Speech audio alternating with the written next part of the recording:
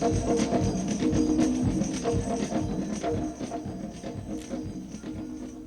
subject of black history is in dispute in some quarters.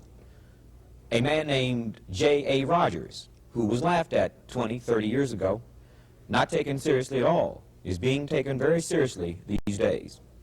A new book called Great Black Men of Color has been edited by our guest tonight, Professor John Henrik Clark.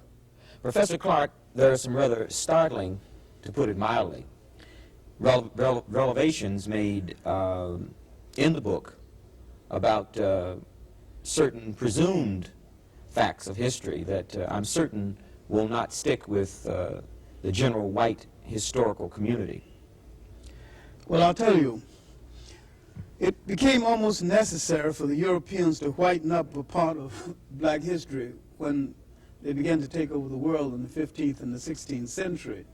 And what Rogers has done is going back and taken a whole lot of the white away and showed you the original black faces of certain people in history. In this two-volume work, World's Great Men of Color, Volume 1 is devoted to the Old World, and Volume 2 is devoted to the New World. The first thing he does is to put Egypt in proper context and to show Egypt and the great personalities of ancient Egypt as black people.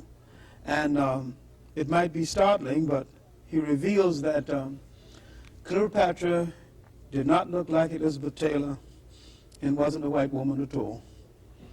And I think his book starts in Egypt with the other great characters in Egypt, Imhotep, the real father of medicine, father of architecture, builder of the step pyramids, forerunner of astronomer, a man who was accepted as a god in Europe long before the birth of Christ. Imhotep lived about 5,000 years ago.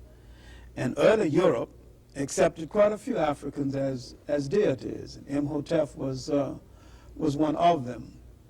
He opens the book actually with this great African who was the world's first multi-genius.